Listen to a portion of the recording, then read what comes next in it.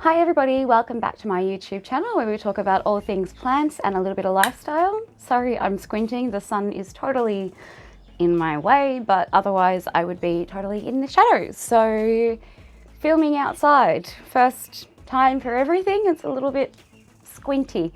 Today, in case you cannot tell, I've got a spring repot with me. So today, bit more of a chill video for us. I'm pretty much just going to repot a bunch of my plants. I've got the spring Plantuber tag video questions here. This is a tag that was created by Pams Pretty Plants. I'm totally reading off my iPad over there.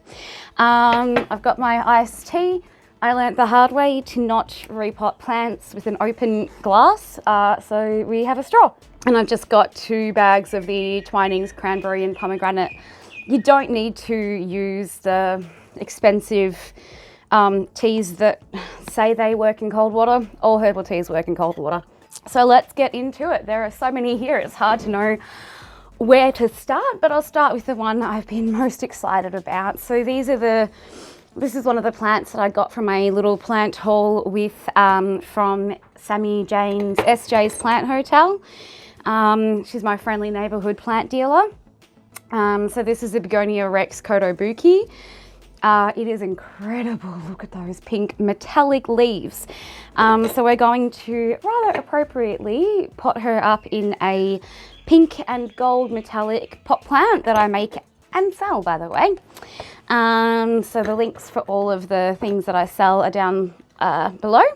I've got my potting mix here, so I've got a good airy mix of quite a few different things. I'll link exactly what I have in a description below, but basically we're just going to repot some plants, hang out, and answer these questions. So the first question, have I started spring cleaning or repotting yet? Well, clearly, and also, sorry, I know that none of these plants have bugs, so I'm pretty happy just to empty the soil into here and repurpose it. Most of them have pretty decent soil mixes, especially anything from Sammy Jane, I trust. So yeah, pretty happy just to pop it in there. So have I started, what was it, spring cleaning and repotting yet? 100% I have, clearly. I started spring cleaning this week. I just woke up the other day with a bee in my bonnet. I'm just going to take out some of the chunkies. This mix is a bit too chunky for my liking, but it's what I could get. Position the plant, make sure I'm happy with it. Yeah, that looks really good. So yeah, this week I woke up with just a bug in my brain about spring cleaning and redecorating. I think part of it obviously is, yeah, I woke up with a bee in my bonnet about having everything ready for spring, having my place nice and decluttered. A lot of stuff had built up in my place just from me being sick and from it being winter. So I've spent all week spring cleaning, and obviously we're repotting today. So there's that baby. That's nice and neatly potted up. I like to not pot them too deep, not put the soil too far up in my terracotta pots, so that there's plenty of room for water and drainage, especially with the begonia. But there we go, there's plant number 1. I'll pop her up over here. So yeah, 100% I've started spring cleaning. Next question. Do you stop fertilizing over winter? And if so, have I started fertilizing again now that it's spring? I definitely do stop fertilizing over winter. Like if you just watched, I just did a plant fertilizing video. I'm just gonna, like you saw in my last video, I definitely have started fertilizing again. So most of these plants have been fertilized at least once since. Oh, she's got some hefty roots. Okay. This is another one from my plant haul from SJ's. This is a coleus, I think. There she goes, and she's gonna go in my Palm Springs planter. Lovely golden metallic one. These two, the 2 that I just potted, sit next to each other on my shelf, so they're so yeah, fertilizer. I do pretty much stop fertilizing over winter, just so that you know, my plants, they can go dormant, they can have a nap and chill. I do like to, if it's a plant that is still growing, I do like to give it one feed right in the middle of winter, but just one and at half a strength as well, so that it's still got something but not too much. So there we go, there's the Coleus. It's so beautiful, it's velvety and kind of soft. There's Rin, did you order plants in the mail over winter? I did. Primarily, you know, Melbourne lockdown, all of that. There's really been no other way to get plants, especially with me being crook. So yeah, 100% I ordered plants over winter. They were pretty good. I ordered from Nursery to You 3 times. Let's do this little spider plant. So this spider plant is in peat moss, but we are going to reuse the same pot because its roots are fine. It doesn't need any extra room. We're just changing the soil over for this guy. Yeah, so the plants, they came fine. I think I ordered one in the dead of winter and those struggled a little bit more than the others. I wish I had have known about my grow box. Yeah, so the ones that came in the dead of winter were not the best, but they were also not the worst. They definitely would have benefited from me having the grow box in the middle of winter. I think they would have appreciated that and acclimatized a little bit better. They were only in the post for yeah, so I think they would have benefited from having the grow lights, having my grow box, sorry. But they didn't do, you know, they didn't do terribly, so they were fine. And then the other order that I placed right before stage 4 lockdown, that was fine. I used the grow box and everything as well, so I had no issues there with that. So the next question is, what are the next plant or plant related purchases on your wish list, and will I get them this spring? So I do have an order, my first order from Verdant Dwellings on its way at the moment to me. And that's basically because I had a plant die over winter, which is another question. I did lose a plant over winter and my husband didn't like how empty the area looked afterwards. So without that plant, so I did buy a replacement and I've replaced it with a philodendron squamiferum, I think it's pronounced, as well as an Aglaonema night sparkle. So that'll go in our bedroom. So the next thing I'm potting up is my little rescued Monstera Adansonii. This one, again, I'll get to later, but I did have root rot in the winter. Again, I haven't been well, as you know.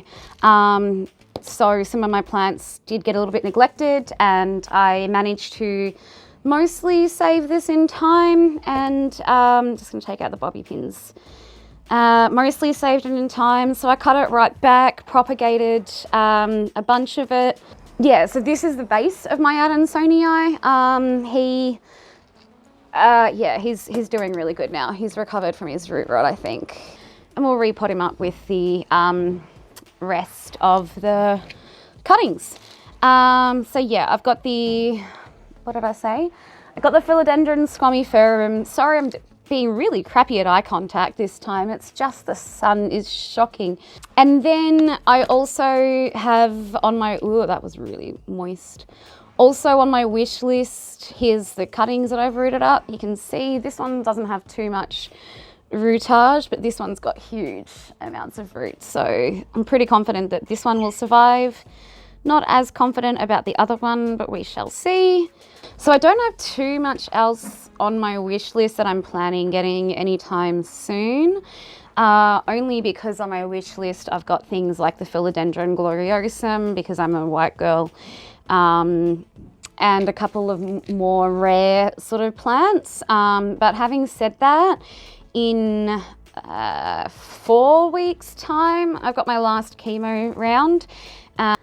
To celebrate my last chemo round, I'm going to buy myself a Hoya kerrii, the heart-shaped Hoya.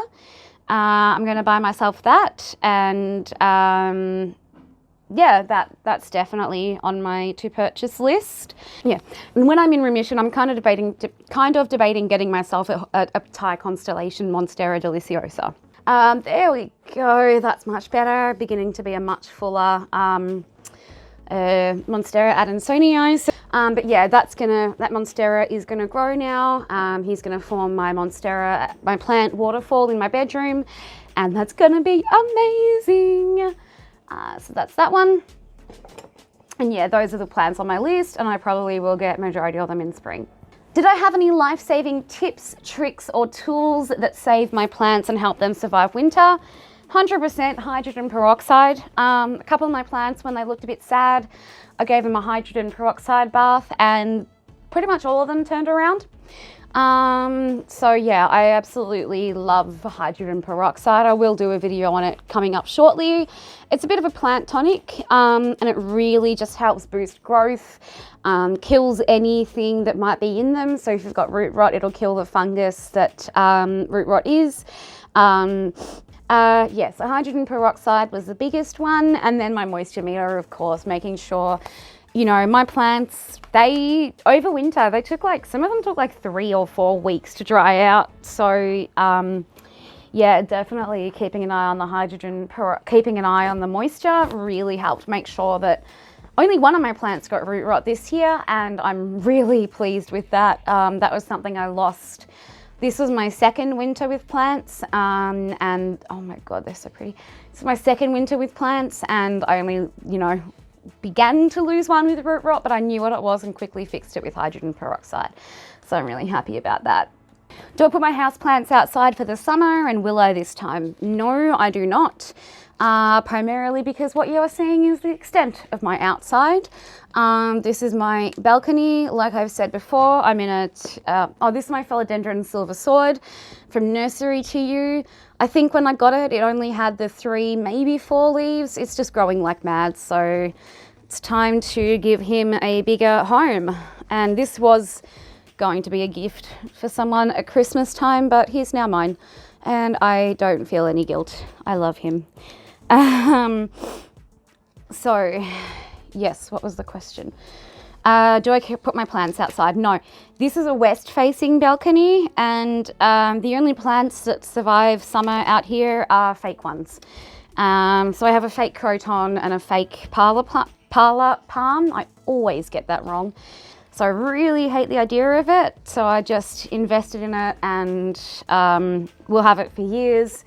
If it bleaches, I'll figure out a way to still repurpose them. But really, I'm a plant lover through and through, and all my plants last summer got burnt out here, so I'm not willing to put my babies through that, but I still need the green space. So fake is the only way to do it. So there's my little silver sword. He is so glittery, especially in the sun. Oh my God. Let me see if I can get a nice good close up for you. Oh gosh, look at that glitter. Is that not beautiful? Okay, got some little seedling spring onions, so we'll give that a go. Look at the next question. Yeah, so no, not keeping my plants outside in the summer. Did I have any pest issues? 100%. So again, because I was sick and I have never dealt with pests before, I definitely had pest issues this winter. Basically, one Wednesday night, I had a couple of plants that had been doing really poorly for a while that I kind of never twigged as to why they may be doing poorly. That was probably my bad. Oh, I don't want to rip all these roots. Wow, that is a pretty root bound pattern. But definitely root bound, 100%. Wow, okay. I don't want to rip them. Eep. Gonna have to. Sorry, plant. Sorry, spring onions. There we go. There we go. That'll do. That'll do, donkey. Yeah, so basically this one Wednesday evening, decided to look closer at my plants because I'd watched Becca Della Plant's video on her plants having spider mites, and realized, hey, maybe that parlor palm and stromanthe were looking sad because they had pests, and they did. I reckon it was scale, and I lost The parlor palm, technically it hasn't died yet, but it's the saddest looking thing, and frankly I'm kind of over having sad looking plants in my house, so it may not survive the week by me if I, you know, decide to be brutal with it. Okay, there's some spring onions. Let's hope that they do really well, because that'd be awesome. Yeah, so basically what I did with all those plants, they didn't survive, but that's only because I discovered them too late. I know that I killed all the bugs because I couldn't see any bugs or any evidence of them afterwards, but the damage was just too far gone. And I lost a little baby, I lost a baby Dracaena as well. So I treated them all with the mixture of water, Castile soap, and a bit of rubbing alcohol, and that killed most of it. And then I bought my pest spray, and that killed, you know, that guaranteed that nothing was there. But definitely I lost 3 plants due to bugs over winter, which is a shame, but they're all I lost over winter. So, you know, not so bad. 3 plants is not too bad. So this is one of the plants that thrive really well over winter, my peace lily. He's called Planty McPlantface, named by my colleagues at work. Sorry for the awkward angle. He's up. I'm actually standing on my bed at the moment, but he's a bit thirsty, and yeah, he's thrived so much during winter, sorry. The other plant that grew tons during winter was my chain of hearts. Yes, my mirror's broken. One day I'll get around to fixing it. This chain of hearts, ignore the fact that there's one very empty chain over there. That was my bad yesterday. I mauled it trying to detangle it. But this chain of hearts just grew so much over winter. I got it in July and it was very little, and it's very long now. As you can see, it almost touches there. And I've already cut it back like 2 or 3 times. So yeah, those are the 2 that have grown really, really well over winter. And of course, I'm excited to get growth on all my plants this spring and summer, but definitely on this philodendron squamiferum, which you'll see in closer detail soon. I'll turn the grow light off for it. But that one I'm really excited to get some growth on. He was a replacement, like I said earlier, and I really want him to get nice and big so that my bedroom can feel a bit more lush, because it's currently just full of calatheas and things that have gone dormant over the winter. So looking forward to growth on that guy. Basically, they're all potted up. The next thing I'm going to do is give them a thorough water, and I'm going to put a little bit of plant starter in it. So it's a plant growth stimulant that basically helps speed the plant growth and establishment. It can help reduce the repotting, transplanting shock. So it says 24 mils in 9 litres of water. You water the plant in well and repeat it at weekly intervals for 3 to 4 weeks. So basically I'll just pop a little bit of this in the water every time I water for the next couple of weeks, and hopefully it'll help them all. So that's it for today. I hope you enjoyed. If you did, please give it a like, which will really help my channel grow, like these babies here. And you know, please subscribe. I'm getting close to 60 subscribers, which is pretty incredible. I do really want to say thank you to everybody who has subscribed. That's absolutely amazing. This has long been a passion of mine, YouTube in general, I mean. I've been watching YouTube basically ever since it was a thing. Always wanted to start a channel of my own, but was too scared. And these days I just have a bit more of a effort attitude towards fear. But yeah, I hope you have a great day. I hope you're repotting. If you are repotting some plants, let me know what you're repotting down below. If you have a video about it, let me know as well, and I'll give it a watch. Have a great day. Thank you.